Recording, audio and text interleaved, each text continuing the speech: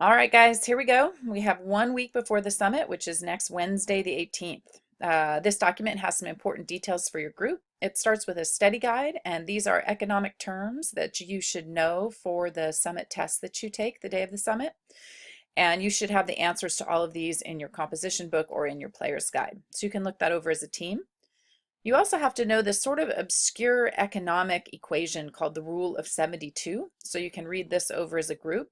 And I will just talk to you really quickly about the answer.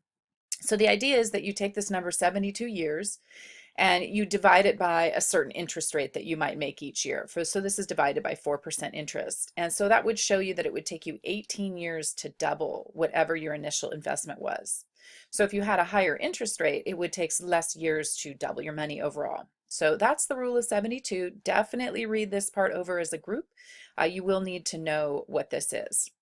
And then we'll move on from there. This Friday, you're going to have a Scoremaster quiz, and you get points for this, but you have to miss 3 or less to get those points. And the quiz is on the rules of the game, so things that we'll cover in the rest of this screencast and document.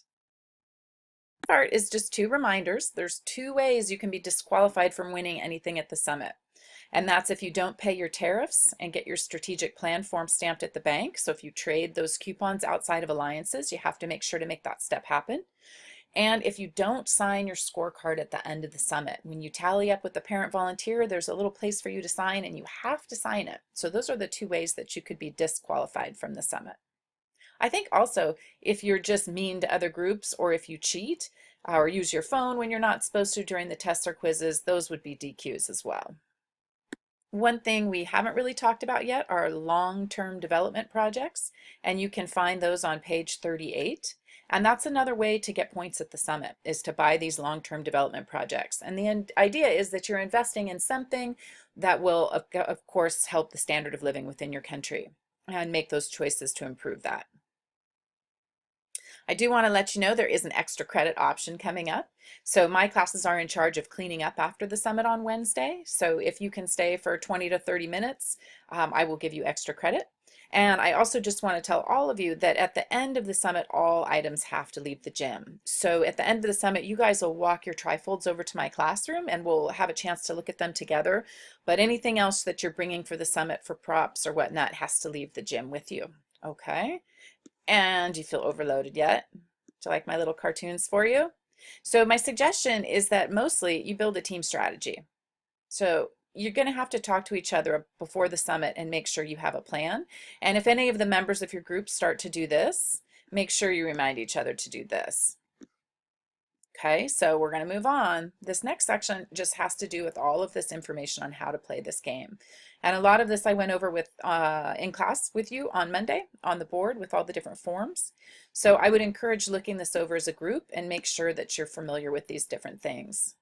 And then here it is. This is the scorecard. This is definitely something you want to look over if you haven't already, and calculate your team strategy about how many points different decisions you make are worth. That goes on, and then here's the signature part here at the bottom. Finally, we've got an agenda. I definitely would like you to look over the agenda. And in this column right here, it says write in the forms needed. So I want you to go through the agenda and I want you to write in which forms you should expect to interact with during those parts of the summit. I think it will really help you to understand the day.